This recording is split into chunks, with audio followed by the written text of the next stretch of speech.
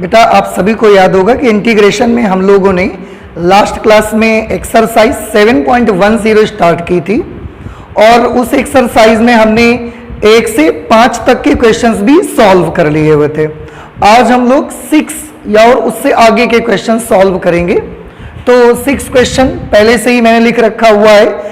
Integration of dx upon x plus 4 minus x square from 0 to 2, ये question है। अब इसको कैसे करना है थोड़ा सभी बच्चे ध्यान से देखें। इंटीग्रेशन ऑफ dx अपॉन, बेटा एक काम कर लेते हैं, ये जो 4 है इसको मैं सबसे पहले लिख लेता हूं और ये x और माइनस एक्स स्क्वेयर से हम माइनस कॉमन कर लेते हैं। तो 4 तो मैंने ऐसे लिख दिया, अब इन दोनों से माइनस कॉमन कर लेंगे। माइनस जब कॉमन कर लेंगे तो ये प्लस हो जाएगा एक्स स्क्वेयर और ये माइनस एक्स हो जाएगा फ्रॉम 0 to 2। आप देखिए माइनस को मल्टीप्लाई करवा देंगे तो माइनस एक्स स्क्वेयर, माइनस को मल्टीप्लाई करवाएंगे प्लस एक्स, फिर से वही चीज आ जाएगी पूरी। अब ऐसा करने के बाद integration of dx upon 4 minus, यहां पर बेटा आप थोड़ा देखिए, इसको हम पूर्ण वर्ग बनाने का प्रयास करेंगे। तो कैसे हम पूर्ण वर्ग बनाएंगे उसके लिए बेटा आपको याद होगा तरकीब भी कि एक्स स्क्वायर का कोएफिशिएंट 1 होना चाहिए, तो यहां ऑलरेडी एक्स स्क्वायर का कोएफिशिएंट 1 है। ठीक, इसके बाद ऐसा होने पर x का जो कोएफिशिएंट होगा उसका आधा करेंगे। तो x का कोएफिशिएंट यहां पर कितना है -1, -1 का आधा करेंगे तो -1/2, फिर जो भी आएगा उसका स्क्वायर कर देंगे, स्क्वायर करने से आएगा 1/4। अब ये जो कुछ आया इतना ही हम प्लस करेंगे, इतना ही माइनस कर देंगे। तो जो लिखा हुआ है वो तो हम लिख देंगे, लेकिन उसी में 1/4 को हमको प्लस कर देना है और 1/4 को हमें माइनस कर देना है फ्रॉम 0 to 2। ठीक है, ऐसा करने से हम पूर्ण वर्ग बना पाएंगे। dx अपॉन 4 माइनस, थोड़ा ध्यान से देखें, ये वाला और ये 3 टर्म्स बेटा मिल करके बना लेंगे x माइनस 1/2 होल स्क्वेयर। आप चेक कर सकते हैं, होल स्क्वायर ओपन करके देखें, X square plus B square करेंगे तो प्लस 1/4, माइनस 2ab करेंगे तो माइनस एक्स आ जाएगा और ये माइनस 1/4 यहां बना रहेगा from 0 to 2। Integration of dx upon 4, ये ब्रैकेट ओपन कर दें, ये वाला जो यहां पर स्क्वायर ब्रैकेट लगा हुआ है, तो minus x minus 1/2 whole square और ये माइनस इस माइनस को प्लस कर देगा तो प्लस 1/4। ओके, और आगे कैलकुलेशन कर लेते हैं। अब ये 4 और 1/4 दोनों बेटा पॉजिटिव हैं तो दोनों को हम ऐड कर देंगे। हाँ, लिमिट्स तो लगा देना है 0 to 2। Integration of dx upon ये 4 प्लस 1/4, एलसीएम लेके आप सॉल्व करेंगे।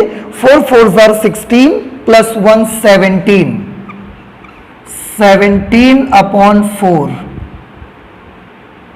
माइनस इसको और इसको मिला के 17 अपॉन 4 हो गया और ये हो गया x minus 1/2, x minus 1/2 whole square from 0 to 2। ठीक है, अच्छा, और देखिए इंटीग्रेशन ऑफ dx अपॉन, इसे बेटा देखिए मैं कैसे लिख सकता हूं, इसे मैं लिख सकता हूं √17/2 होल स्क्वेयर माइनस, इसको ऐसा ही लिखा रहने दें, x minus 1/2 whole square from 0 to 2। अब ध्यान से देखिए, √17/2 का होल स्क्वायर करेंगे तो ये 17 और 2 का स्क्वायर 4, फिर से वही आ जाएगा। ऐसा कर लेने से एक फॉर्मूला आपको याद होगा, ये √17/2 एक कांस्टेंट टर्म है, इसको मैं a मान लेता हूं तो a स्क्वायर माइनस ये वेरिएबल टर्म है तो x मान लेता हूं x स्क्वायर। यहां पर बेटा एक फॉर्मूला यूज हो रहा है इंटीग्रेशन का, 1/a square minus x square dx का formula. Integration of 1/a square minus x square into D x, इसका फॉर्मूला होता है 1/2a into log a plus x upon a minus x, ये formula इसका होता है। यहां पर हम यही लगाएंगे, a की जगह पर √17/2, x की जगह पर x माइनस 1/2। ठीक है, सॉल्व करना स्टार्ट करते हैं। सबसे पहले 1/2 इंटू a की जगह पर आएगा √17/2 इंटू लॉग के साथ a plus x upon a minus x,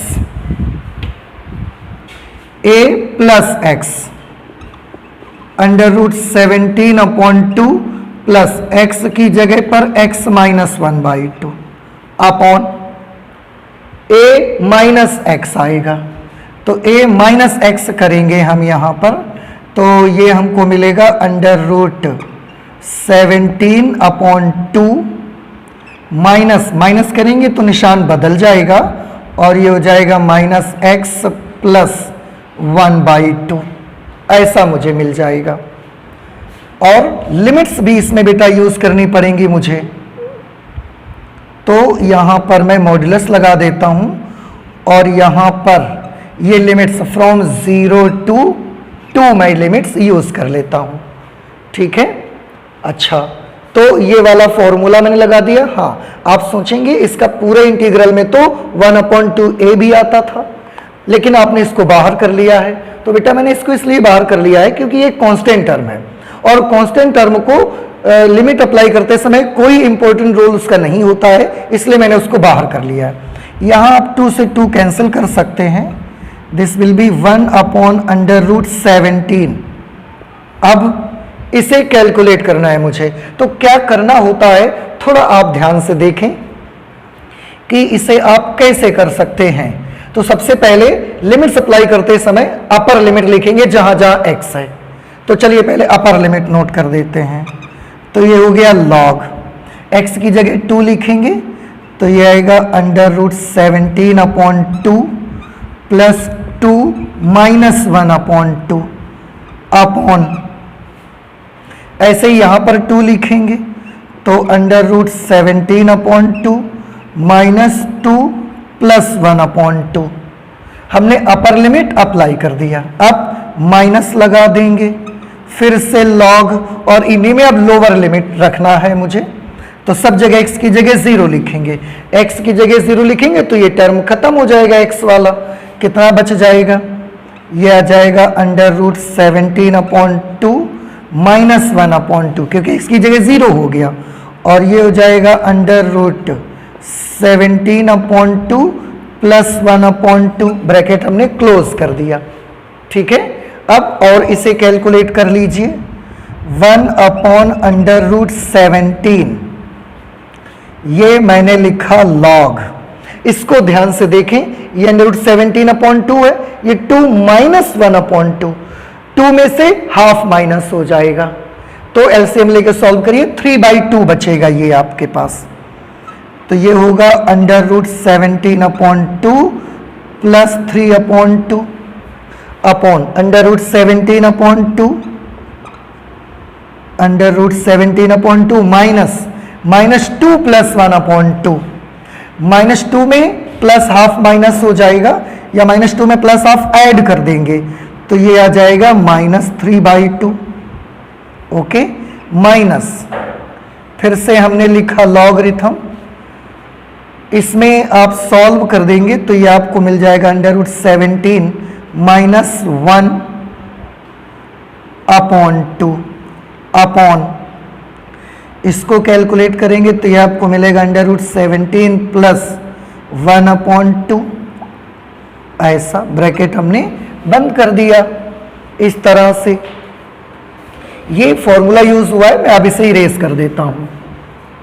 थोड़ा सा कैलकुलेशन हमको और करनी पड़ेगी इस पे। 1/√17 ब्रैकेट स्टार्ट लॉग, बेटा थोड़ा यहां पर एक स्टेप आप चाहें तो कम कर सकते हैं। कैसे, ये हमने लॉग लिखा, अब आप देखें सॉल्व करेंगे अंडर रूट 17 प्लस 3/2 और ये अंडर रूट 17 माइनस 3/2, तो यहां का बाई 2 और यहां का बाई 2 कैंसल हो जाएगा। क्या बचेगा? ये बचेगा under root 17 plus 3 upon under root 17 minus 3, under root 17 plus 3 under root 17 minus 3 upon 2, दोनों तरफ का कैंसिल हो गया, माइनस लॉग, यहां पर भी इस 2 से ये 2 कैंसिल हो जाएगा, under root 17 minus 1 under root 17 minus 1 upon under root 17 plus 1, इस तरह से। अब इसे हमको कैलकुलेट करना है बेटा 1 अपॉन अंडर रूट 17, थोड़ा ध्यान से सभी बच्चे देखेंगे, लॉग इसे आप m मान लें, माइनस लॉग इसे आप n मान लें, तो ये फॉर्मूला यहां लगेगा log m minus log n, log m minus log n means log m upon n। Okay, तो हमने log लिखा, m अपॉन n, m की जगह पे ये लिखेंगे under root 17 plus 3 upon under root 17 minus 3, तो ये तो m की जगह पर हो गया, log m अपॉन n करना है तो अपॉन में अब इसे लिखा जाएगा, अपॉन में लिखेंगे under root 17 minus 1 upon under root 17 plus 1, ये n आ गया, ब्रैकेट हमने क्लोज कर दिया। आई होप कि यहां तक तो अभी कोई प्रॉब्लम नहीं है। log m minus log n का फॉर्मूला लगाया तो log m अपॉन n लिख दिया। अब इसे थोड़ा सा कैलकुलेट करना है, 1 अपॉन अंडर रूट 17 लॉग, आप तो जानते हैं जब दो फ्रैक्शंस आपस में न्यूमरेटर और डिनोमिनेटर में हो तो नीचे वाली फ्रैक्शन को पलट करके गुणा करवा देते हैं, तो ऊपर वाली फ्रैक्शन को तो हम ऐसे ही लिख देंगे under root 17 plus 3 upon under root 17 minus 3, जो यहां फ्रैक्शन लिखे इसको पलट करके मल्टीप्लीकेशन कर देंगे, तो ये हो जाएगा under root 17 minus 1 upon under root 17 plus 1, no sorry, ये गुणा करेंगे तो प्लस वाली टर्म ऊपर हो जाएगी, माइनस नीचे हो जाएगा, प्लस वाली टर्म ऊपर माइनस वाली टर्म नीचे। अब और इसे कैलकुलेट कर लेते हैं, 1 upon under root 17 log, multiply करवा देते हैं इसको, तो सबसे पहले अंडर रूट 17 को अंडर रूट 17 से करवाएंगे, तो सभी बच्चे जानते हैं 17 हो जाएगा, अंडर रूट 17 को 1 से करवाएंगे तो अंडर रूट 17, अब 3 को अंडर रूट 17 से करेंगे मल्टीप्लीकेशन तो 3 अंडर रूट 17, फिर 3 को 1 से करेंगे तो ये 3 हो जाएगा, अपॉन अंडर रूट 17 को अंडर रूट 17 से यहां करेंगे तो फिर से ये 17 हो गया, अंडर रूट 17 को माइनस 1 से कर देंगे तो माइनस अंडर रूट 17, अब माइनस 3 को इससे करना है तो माइनस 3 अंडर रूट 17 और माइनस 3 को माइनस 1 से करेंगे तो बेटा ये प्लस 3 बन जाएगा, हमने ब्रैकेट क्लोज कर दिया। This is 1 upon under root 17 log, सभी बच्चे ध्यान से देखें, ये 17 और ये 3 मिलकर के टोटल बन गए 20, ये 3 अंडर रूट 17 है और ये अंडर रूट 17 है, ये मिलके बन गए 4 under root 17, 3 under root 17, 1 under root 17, 4 under root 17 upon 17 और 3 ये दोनों प्लस में हैं, ये जुड़कर बन जाएंगे 20 और यहां पर माइनस 3 अंडर रूट 17 और माइनस 1 अंडर रूट 17, ये हो गया माइनस 4 अंडर रूट 17, ऐसा हो गया। अब अभी भी ये कैलकुलेशन नहीं हुआ, आंसर नहीं आ पाया हमारा, हम एक काम करना चाहते हैं क्योंकि अभी भी डिनोमिनेटर में अंडर रूट लगा हुआ है, हम इसको हटाना चाहते हैं, इसको रेशनलाइज करना चाहते हैं, उसके लिए हमको क्या करना पड़ेगा, बड़ा आसान है, जब भी कभी हर में अंडर रूट आता है तो आप जो डिनोमिनेटर होता है उसके कॉन्ज्यूगेट से न्यूमरेटर और डिनोमिनेटर में मल्टीप्लाई करते हैं, वही हमको करना है, तो मैं यही कर दे रहा हूं, इसका मल्टीप्लिकेशन तो ये आ गया, अब इसी में मैं न्यूमरेट जो डिनोमिनेटर का नंबर है उसके कॉन्ज्यूगेट से मल्टीप्लाई करेंगे, conjugate means 20 plus 4 under root 17 upon यहां पर भी 20 प्लस 4 अंडर रूट 17, जितना न्यूमरेटर में उतना ही डिनोमिनेटर में मल्टीप्लाई करवा दिया मैंने। 1 अपॉन अंडर रूट 17 लॉग। अब फिर से इसे मल्टीप्लाई करिए तो थोड़ा ध्यान से देखें बेटा, ये 20 प्लस 4 अंडर रूट 17, ये भी 20 प्लस 4 अंडर रूट 17, दोनों को मल्टीप्लाई करेंगे तो न्यूमरेटर में हो जाएगा 20 प्लस 4 अंडर रूट 17 का whole square.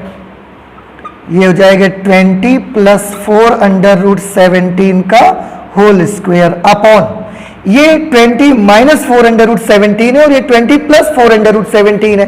Means this is a minus B into A plus B. अब a minus B into A plus B करेंगे तो ये a square minus B square हो जाएगा 20 square minus 4 under root 17 square, ऐसा। अब इसे और कैलकुलेट करना है बेटा। अगर इसे और कैलकुलेट करना है तो उसके लिए मुझे थोड़ी सी जगह चाहिए और मैं इधर से ही इरेज कर देता हूं, तो प्लीज आप इसे नोट कर लें क्योंकि मैं इधर वाला हिस्सा ही इरेज कर दूंगा। ठीक है, okay.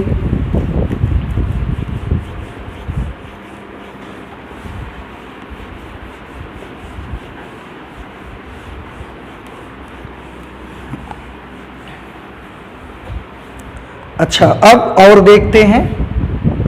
1 upon under root 17 log, इसमें a plus B whole square open करना है। सभी लोग जानते हैं हम नंबर लिखते हैं, a स्क्वायर करेंगे मीन्स 20 का स्क्वायर, तो 400 प्लस b स्क्वायर करेंगे, b स्क्वायर 4 अंडर रूट 17 का होल स्क्वायर, 4 का स्क्वायर 16, अंडर रूट 17 का स्क्वायर 17 मीन्स 16 इंटू 17, इसको मल्टीप्लाई करवा देना है आपको। 17 6 जार 102, कैरी 10, 17 1 जार 17 और 10 27, तो इसका मल्टीप्लीकेशन आया 272 प्लस a स्क्वायर हो गया plus b square plus 2ab करना है अभी, दोनों के मल्टीप्लीकेशन का दुगना, तो 24 जार 80, 82 जार 160 under root 17 upon a square minus b square, 20 का स्क्वायर करेंगे दिस विल बिकम 400 माइनस 417 का स्क्वायर करेंगे, वो भी करके दिखाया मैं 272 this is 1 upon under root 17 into log. आप ध्यान से देखें 400 प्लस 272 ये मिलकर बन गया 672 प्लस 160 अंडर रूट 17 अपॉन 400 में से बेटा इसको माइनस करेंगे तो ये आ जाएगा 128। आप 400 में 272 माइनस करेंगे ना तो 128 आ जाएगा। अब 1 अपॉन अंडर रूट 17 लॉग, बेटा यहां दोनों से हम 32 कॉमन कर सकते हैं। ठीक है, 32 कॉमन कर लेते हैं, 32 कॉमन करेंगे, 32 से इसको डिवाइड करिए, कितना आएगा 32 2 जार 64, 3 बच 32 हो गया, 32 1 जार 32 प्लस 32 से इसको डिवाइड करेंगे, 32 5 jar 160 under root 17 upon 128।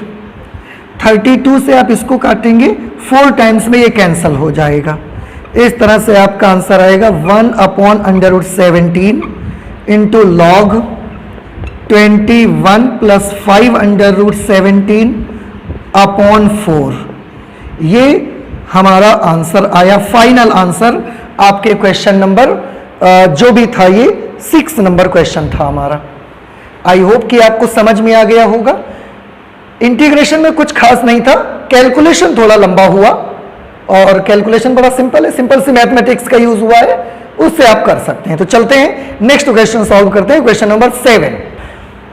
Question number 7 बेटा आपके सामने है, integration of dx upon x square plus 2x plus 5 from -1 to +1। बहुत इजी क्वेश्चन है बेटा, इसे आप पूर्ण वर्ग बना करके कैलकुलेट करेंगे। मैं इसको थोड़ा सा आप देखें, ऐसे लिख सकता हूं x square plus 2x plus 1 plus 4, ये ऐसा ही लिखा, 2x भी लिख दिया, 5 को मैंने 1 प्लस 4 कर दिया, फ्रॉम -1 टू +1। अच्छा, इंटीग्रेशन ऑफ dx अपॉन, बेटा इन तीन पदों को आप देखिए, ये तीनों टर्म्स मिल करके बना लेंगे x + 1 का होल स्क्वायर। एक काम करते थे, पहले 4 लिख देते हैं, 4 को मैं लिख सकता हूं 2 स्क्वायर, ये 4 का 2 स्क्वायर लिख दिया। अब ये जो तीन पद हैं, इन तीनों पदों को मिलाकर आप देखिए क्या लिख सकते हैं, आप लिख सकते हैं x + 1 whole square from -1 to +1। Okay, इसमें तो कोई प्रॉब्लम नहीं होगी अभी तक आपको। अब जब यहां पर आप देख रहे हैं, यहां पर भी एक फॉर्मूला बेटा अप्लाई हो सकता है। कौन सा फॉर्मूला अप्लाई हो जाएगा? एक फॉर्मूला था integration of dx upon a square plus x square. ये कांस्टेंट टर्म है a स्क्वायर, ये वेरिएबल टर्म है एक्स स्क्वायर। a की जगह पर 2, x की जगह पर x + 1। फॉर्मूला क्या होता है? इसका फॉर्मूला होता है 1/a tan inverse x upon a। ये इसके इंटीग्रल का फॉर्मूला होता है, यही मैं यहां पर यूज करूंगा। तो सबसे पहले 1/a करना है, 1/a, a means 2 into tan inverse x upon a, x की जगह पर x + 1 अपॉन a की जगह पर 2, और इसका इंटीग्रल तो हमने लिख दिया, इसमें लिमिट भी अप्लाई करनी है, तो लिमिट्स भी अप्लाई कर देते हैं फ्रॉम -1 टू +1। ओके, ये फॉर्मूला हमने यहां पर यूज किया हुआ है। 1/2 कांस्टेंट है, बाहर कर दें आप, इसमें लिमिट अप्लाई कर दें। क्या करेंगे? सबसे पहले इसकी जगह अपर लिमिट लेना है आपको, तो मैं लिखूंगा tan इनवर्स, x की जगह 1 लिखेंगे ना बेटा, ध्यान से देख ले, तो मुझे एक स्टेप कम में कर सकता हूं। अगर आप x की जगह 1 लिखेंगे तो 1 + 1 क्या हो गया? 2, और 2/2 क्या बन गया? 1। ठीक है, अब हमने माइनस लगाया, tan इनवर्स, ये हम पहले ही बाहर कर चुके हैं। अब इस x की जगह -1 लिखना है मुझे, तो tan इनवर्स x की जगह -1, -1 + 1 मिलके 0 हो गया, तो ये पूरा 0 बन गया हमारा, ब्रैकेट हमने बंद कर दिया। अब और इसे कैलकुलेट कर लें 1/2। कई बार आप सॉल्व कर चुके हैं tan इनवर्स 1 की वैल्यू, 1 की जगह आप tan π/4 लिखेंगे, तो tan इनवर्स tan π/4 की वैल्यू कितनी आ जाएगी? π/4 माइनस, और tan इनवर्स 0 की वैल्यू भी आप इसी एक्सरसाइज में कई बार कैलकुलेट कर चुके हैं, उसकी वैल्यू 0 आती है। कैसे? आप पिछले क्वेश्चंस उठा के देखेंगे, आपको वहां मिल जाएगा। अब ये तो खत्म हो गया, बस π/4 को 1/2 से मल्टीप्लाई करवा दीजिए, तो इसका आंसर आ गया π/8। This will be our answer. Question number 7 का यही हमारा जवाब हो गया। ठीक है, अच्छा, आई होप कि आपको समझ में आया, कोई ज़्यादा खास कोई कॉम्प्लेक्स चीज़ नहीं यूज हुई है ज़्यादा इस पर। तो हम लोग चलते हैं नेक्स्ट क्वेश्चन नंबर 8 को सॉल्व करते हैं। मैं यहां पर 8 नंबर सॉल्व कर देता हूं। Integration of 1/x minus 1/2x square into e⁻²x into dx from 1 to 2। ये क्वेश्चन नंबर 8 है बेटा हमारा, और इसे हमने कैलकुलेट करना है। बहुत इजी है, आप e⁻²x को दोनों पदों में गुणा करवाओ और अलग अलग भी कर लो। इसमें जब मल्टीप्लाई करोगे तो ये आएगा 1/x e⁻²x dx from 1 to 2। ये इसके साथ हमने अलग कर दिया। अब इसको इसके साथ भी मल्टीप्लाई करवाओ, minus 1/2x square e⁻²x dx from 1 to 2 minus integration of 1/2x square e⁻²x dx। Okay, अच्छा, अब ये दो पद मुझे मिले, मैं एक काम करूंगा कि इसको मैं सॉल्व करूंगा, इसको अभी मैं सॉल्व नहीं करूंगा। इसको सॉल्व करने के लिए आप ध्यान से देखें, यहां दो फलन है, एक 1/x और दूसरा e⁻²x, और दोनों मल्टीप्लीकेशन में है, दो फलनों का गुणनफल है। तो हम यहां फॉर्मूला अप्लाई कर सकते हैं इंटीग्रल बाय पार्ट्स का, खंडशः समाकलन का फॉर्मूला अप्लाई कर सकते हैं। प्रथम द्वितीय फलन के गुणनफल का समाकलन का सूत्र लगाएंगे। तो फॉर्मूला क्या होता है, इसमें इसको हम मानेंगे प्रथम फलन और इसको हम मान लेते हैं द्वितीय फलन। ठीक है, फॉर्मूला लगेगा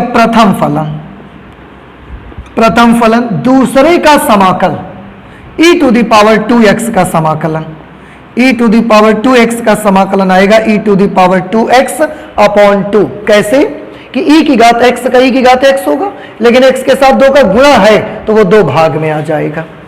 क्योंकि इस पोर्शन का इंटीग्रल हो चुका है इसलिए मैं इसमें लिमिट यहां लिख दूंगा, फिर माइनस का निशान लगाते हैं। इंटीग्रेशन पहले का अवकल गुणांक 1/x का डिफरेंशियल कोएफिशिएंट, याद करें सभी बच्चे की 1/x का डिफरेंशियल कोएफिशिएंट होता है -1/x²। पहले का अवकल गुणांक आप सॉल्व करके देख लें, इसको ऊपर ले जाएंगे x⁻⁻1 और फिर x⁻n वाले सूत्र को लगा के आप देखें। तो पहले का अवकल गुणांक, दूसरे का समाकलन e⁻²x का समाकलन, फिर यही आ जाएगा e⁻²x/2 into dx from 1 to 2। इसका ये तो मैंने फॉर्मूला लगाया, अभी ये टर्म लिखनी बाकी है, minus integration of 1/2x² into e⁻²x into dx from 1 to 2। Okay, अच्छा अब थोड़ा सा और कैलकुलेट करें, इसमें लिमिट अप्लाई कर सकते हैं, तब तक आप चलिए कर देते हैं।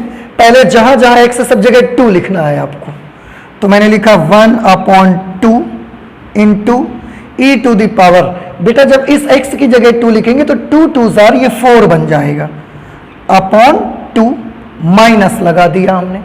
अब जहां जहां x है वहां पर 1 नोट कर देना है, तो 1/1 मल्टीप्लाइड बाई e⁻, 1 इंटू 2 करेंगे तो 2/2। इसमें हमने लिमिट्स अप्लाई कर दी हैं। अब और आगे चलते हैं तो माइनस, बेटा ये माइनस इस माइनस को प्लस कर देगा। इंटीग्रेशन ऑफ, थोड़ा ध्यान से देखें, इस 2 को हम इससे, ये माइनस तो जा चला गया, इस 2 को हम इससे मल्टीप्लाई करवा सकते हैं, तो 1/2x² into e⁻²x into dx from 1 to 2, ये आ गया, minus integration of 1/2x² into e⁻²x dx from 1 to 2। ठीक है, अच्छा अब इसको और इसको ध्यान से सभी बच्चे देखें, सेम टर्म्स हैं दोनों, बस एक पॉजिटिव और एक नेगेटिव है। तो जब सेम टर्म्स हैं, एक पॉजिटिव और एक नेगेटिव है, तो बेटा ये तो हम पूरी तरीके से कैंसिल आउट कर सकते हैं ना, इसको कैंसिल कर दिया हमने। अब इसी को सॉल्व कर लें, यही आपका आंसर बन जाएगा। सॉल्व करेंगे तो ये e⁻4/2, ये e²/2 है, e⁻4/4 सॉरी यहां पर हो जाएगा, और माइनस ये e²/2 हो जाएगा। आप थोड़ा सा एलसीएम वगैरह ले सकते हैं, एलसीएम आप 4 ले लेंगे तो ये आ जाएगा e⁻4 माइनस 2 से डिवाइड करेंगे 2 टाइम्स में, 2 को इससे मल्टीप्लाई कर देंगे, 2e²। अब यहां से आप चाहें तो e² कॉमन कर सकते हैं, तो e² कॉमन कर लिया हमने, अंदर क्या बचेगा e² माइनस 2, e²-2/4। ये हमारा आंसर आ गया क्वेश्चन नंबर 8 का। तो क्या आंसर आया, e² multiplied by e² - 2/4, this will be our final answer. Okay, अच्छा अब चलते हैं नेक्स्ट क्वेश्चन नंबर 9 पे हम, तो इसे मैं इरेज कर देता हूं। क्वेश्चन नंबर 9 अब हम लोग सॉल्व करेंगे। क्वेश्चन नंबर 9 पे बेटा ये आपका क्वेश्चन है, integration of x - x³ whole power 1/3 upon x⁴ from 1/3 to 1। ठीक है, इसमें हम एक काम करेंगे, ये जो ब्रैकेट आप देख रहे हैं ना ऊपर वाला बॉक्स, इसमें से x³ हम कॉमन करेंगे। बड़ा थोड़ा सा स्ट्रेंज आपको जरूर लगेगा, पर x³ हम कॉमन करेंगे। और एक चीज, क्योंकि इस पूरे बॉक्स में ऊपर पावर 1/3 लगी है। तो जब आप इस एक्स क्यूब को कॉमन लेके बाहर आएंगे तो क्योंकि ये 1/3 इसमें घात लगी हुई है पूरे ब्रैकेट में, तो जब एक्स क्यूब बाहर निकलेगा तो ये घात उस एक्स क्यूब में भी लग जाएगी। ठीक है, ये घात लगाए बैठा है ना, तो जो भी यहां से बाहर निकलेगा ये उस पर लग जाएगा। बड़ा सिंपल है। एक्स क्यूब निकालना चाहते हैं बाहर, तो एक्स क्यूब हमें निकाल तो दिया, लेकिन ये घात उसमें भी लग गई, इसमें लगी रहेगी, इसमें भी लग गई। अब अंदर क्या बचा, यहां से हमने एक्स क्यूब कॉमन करा था, तो एक्स क्यूब का इसमें भी भाग देंगे। अब एक्स में एक्स क्यूब से भाग देंगे तो ये बनेगा बेटा 1/x² माइनस एक्स क्यूब में एक्स क्यूब से भाग देंगे तो 1, पावर 1/3 इसमें बनी रहेगी upon x⁴ dx from 1/3 to 1। ठीक है, इसमें इस 3 से हम इस 3 को कैंसिल कर सकते हैं, x⁴ बची। अब उस x⁴ से x⁴ को आप इसको थोड़ा सा सॉल्व कर सकते हैं, तो ये क्या मिलेगा, ये आपको मिलेगा 1/x² माइनस 1⁴ अपॉन x से x⁴ कैंसिल हो जाएगा ना, तो x³ आ जाएगा ये, multiplied by dx from 1/3 to 1। x⁴ से x की एक पावर कैंसिल हो जाएगी, x⁴ बच जाएगा। अब जब इतना कर लिया हमने, इसके बाद यहां सब्स्टिट्यूशन बेटा हमको करना पड़ेगा। सब्स्टिट्यूशन के लिए मैं क्या करता हूं, माना 1/x² minus 1 is equal to t, 1/x² minus 1, इस पूरे बॉक्स को मैंने t मान लिया। अब जैसे ही t मानेंगे अवकलन करना पड़ेगा हमको दोनों पक्षों का,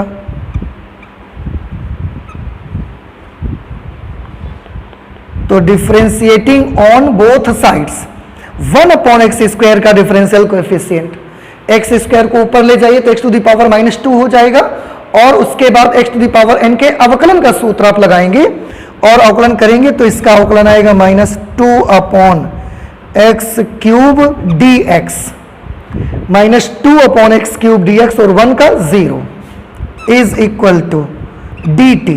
हमें dx/x³ चाहिए, तो मैं 1/x³ dx की वैल्यू निकाल लेता हूं, तो ये आ जाएगा -dt/2। ठीक है, अच्छा, क्योंकि मैंने सब्स्टिट्यूशन किया है, x वेरिएबल को वेरिएबल t में कन्वर्ट किया है, सो इट्स अवर ड्यूटी कि हमें लिमिट्स को भी चेंज कर लेना चाहिए।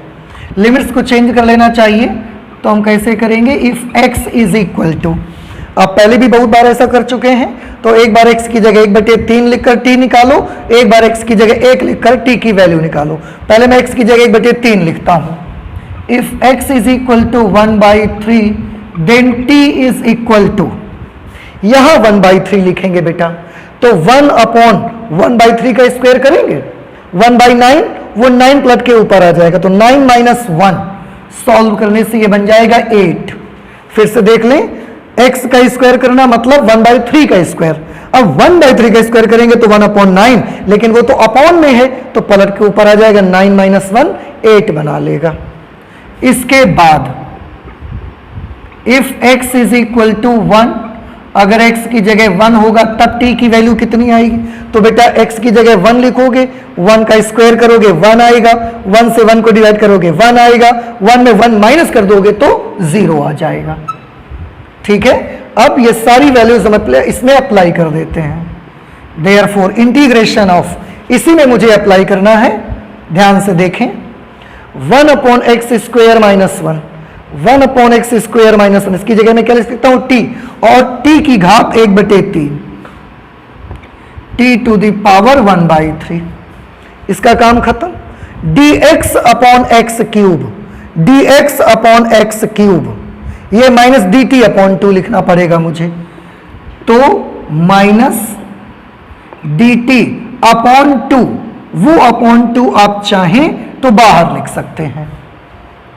आप फिर से देखें, इसकी जगह पे t, तो t⁻⁻⁴, dx/x³ की जगह पर -dt/2, तो -1/2 dt, -1/2 dt। लिमिट्स जो कि अभी 1/3 से 1 तक थी, अब वो 8 से 0 तक है। 8 to 0 -1/2 t to the power 1/3 को हमें इंटीग्रेट करना है। x to the power n वाला फॉर्मूला लगा के करेंगे हम इसको। तो क्या होगा, x to the power n का फॉर्मूला लगेगा t to the power n + 1/n+1 limits 8 to 0 -1/2। इसे सॉल्व करेंगे तो ये बेटा बनेगा t to the power 4/3 upon ये भी बन जाएगा 4/3 फ्रॉम 8 to 0।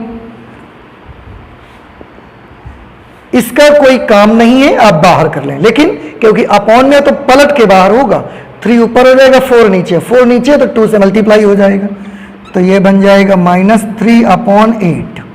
बाकी t टू द पावर 4/3 जो बचा, इसमें आप लिमिट अप्लाई कर सकते हैं।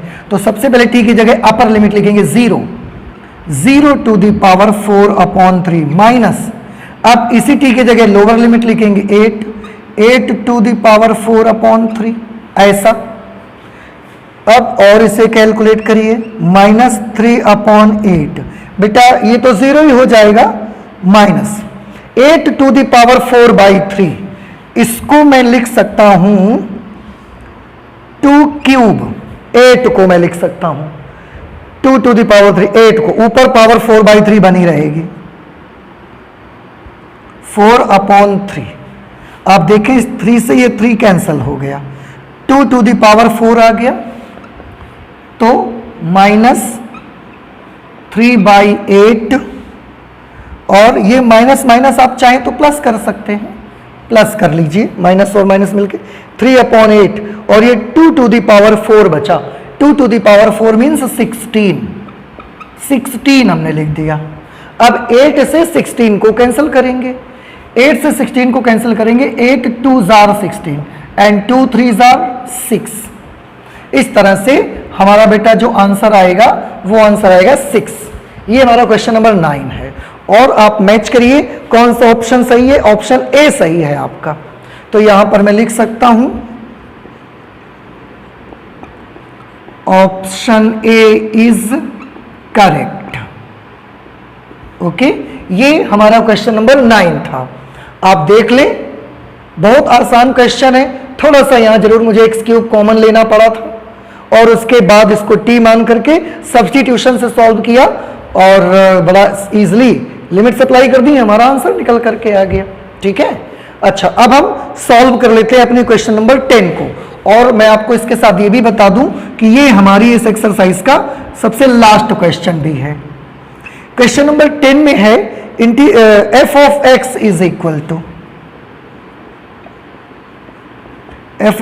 is equal to integration of t sin t dt from 0 to x। ये f of x की वैल्यू है, तब f प्राइम ऑफ x की वैल्यू क्या होगी? तब f डैश ऑफ x मुझे फाइंड करना है। कहने का मतलब यूं, इस फलन का x के सापेक्ष अवकलन करना है आपको, अवकल गुणांक किसका प्राप्त करना है आपको। ठीक है, तो चलिए पहले इसको सॉल्व करा जाएगा। f of x is equal to, इसमें बेटा दो फलन है, दोनों गुणा में हैं, तो दो फलनों के गुणनफल के समाकलन का सूत्र लगाएंगे। ये प्रथम फलन है, ये द्वितीय फलन है। प्रथम द्वितीय का सूत्र लगाएंगे, क्या होगा? प्रथम फलन दूसरे का समाकलन साइन टी का समाकलन होगा माइनस कॉस टी। ठीक है, माइनस इंटीग्रेशन का निशान, पहले का अवकल गुणांक टी का अवकलन टी के सापेक्ष 1 हो जाएगा 1, दूसरे का समाकलन साइन टी का समाकलन होगा माइनस कॉस टी और उसके साथ लगा देंगे डी टी। अब लिमिट की बात आती है, लिमिट हमने तो कहीं लिखा नहीं अभी, तो इसका क्योंकि इंटीग्रेशन हो चुका है तो इसकी लिमिट्स तो ऐसे लगा देंगे हम। रही इनकी बात तो इसकी लिमिट्स फ्रॉम 0 टू x ऐसे कर देंगे। ठीक है, अभी हमने सिर्फ इंटीग्रल फाइंड किया हुआ है दो फलनों के गुणनफल के समाकलन का सूत्र लगाया हुआ है। अब और इसे कैलकुलेट कर लीजिए। इसमें आप इसका माइनस बाहर कर सकते हैं, मैंने माइनस बाहर कर दिया, और लिमिट अप्लाई कर दीजिए आप इसमें। माइनस चला गया, बाहर हो गया। बाकी जगहों पर जहां जहां टी है सब जगह पहले एक्स लिखोगे, फिर माइनस, जहां जहां टी है सब जगह 0 लिखोगे। एक्स लिखा अगर हमने सबसे पहले तो हमें मिला x cos x minus x cos x minus, सब जगह 0 लिख देंगे तो बेटा 0 लिख देंगे तो ये पूरा टर्म ही 0 हो जाएगा। ये माइनस इस माइनस को प्लस कर देगा। अब इंटीग्रेशन ऑफ कॉस टी बचा। अब इंटीग्रेशन ऑफ कॉस टी यानी कि कॉस टी का इंटीग्रल क्या होता है? कॉस टी का इंटीग्रल तो साइन टी होता है, तो हम इसका भी इंटीग्रल नोट कर देते हैं, sine t from 0 to x, from 0 to x. ये f of x is equal to minus x cos x minus x cos x plus, इसमें जब बेटा लिमिट अप्लाई करेंगे तो पहले टी की जगह अपर लिमिट एक्स लिखनी होगी हमको, तो हमने लिखा साइन एक्स माइनस, अब इसी में टी की जगह 0 लिखना होगा तो साइन 0। इस तरह से एफ एक्स की बेटा जो वैल्यू हमारे पास आई वो I minus x cos x minus x cos x plus sine x, क्योंकि साइन 0 की वैल्यू 0 हो गई तो प्लस साइन एक्स आ गया। अब ये एफ ऑफ एक्स की वैल्यू आई है, लेकिन मुझे एफ ऑफ एक्स नहीं चाहिए, मुझे इसका एक्स के सापेक्ष अवकलन चाहिए, एफ डैश एक्स चाहिए मुझको। यहां दोनों पक्षों में एक्स के सापेक्ष अवकलन करने पर, दोनों पक्षों में एक्स के सापेक्ष अवकलन करने पर, दोनों पक्षों में हम x के सापेक्ष अवकलन कर देते हैं। तो बेटा f ऑफ x का जो अवकल गुणांक होगा उसको तो हम f प्राइम ऑफ x लिख देते हैं, f डैश ऑफ x। अब उधर का अवकलन करना है, माइनस इसमें लिखा d dx of x cos x plus d dx of sine x minus, आप ध्यान रखें लेफ्ट हैंड साइड में f डैश x है। इसमें बेटा प्रथम द्वितीय के गुणनफल का अवकलन का सूत्र लगा देंगे। चैन रूल आपको याद होगा, दो फलनों के गुणनफल के अवकलन का सूत्र लगेगा, प्रथम फलन दूसरे का अवकलन प्लस दूसरा फलन पहले का अवकलन। तो प्रथम फलन दूसरे का अवकलन cos x का अवकलन करते थे माइनस साइन एक्स आएगा, प्लस दूसरा फलन पहले का अवकलन तो x का अवकलन 1 हो जाएगा। इसका अवकलन कर लिया मैंने। अब और आगे चले तो प्लस लिखा, साइन x का अवकलन करना है तो बेटा साइन x का अवकलन गुणांक तो cos x आता है, हमने वो भी लिख दिया। इस तरह से f प्राइम x की वैल्यू आ गई, बाहर माइनस है, अंदर के सब निशान बदले जाएंगे, तो ये माइनस इस माइनस को प्लस कर देगा, तो ये हो जाएगा x साइन x, ये माइनस इस प्लस को माइनस कर देगा तो माइनस cos x, और ये तो इस ब्रैकेट में है नहीं, ये तो अलग चीज है, तो इसको हम अलग लिख लेते हैं प्लस cos x। अब आप ध्यान से देखें, minus cos x plus cos x cancel हो गया, तो f डैश x की वैल्यू हमें क्या मिली? f डैश x की वैल्यू हमको मिली x साइन x मिल गई, ठीक है। और अब आप अपने आंसर को मैच कर सकते हैं, ये आंसर आपका बी पार्ट पे आ रहा है, तो मैं यहां पर लिख दूंगा ऑप्शन बी इज करेक्ट। और इस तरह से 10 नंबर जैसे ही सॉल्व करते हैं, हमारी ये एक्सरसाइज जो कि 7.10 थी पूरी तरह से कंप्लीट हो गई है। तो 9 और 10 आपके सामने लगे हुए हैं, आप इन्हें भी नोट कर लीजिएगा ताकि जब प्रैक्टिस करें और आपको कहीं पर भी कोई प्रॉब्लम आए तो आप दोबारा इसका रिवाइज कर सकें, ठीक है। तो क्योंकि बेटा एक्सरसाइज हमारी कंप्लीट हो गई है, आज हम यहीं तक अपनी क्लास को रख लेते हैं।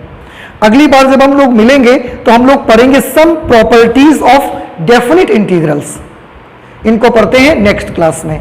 चलते हैं, मिलते हैं अगली क्लास पे। Thank you.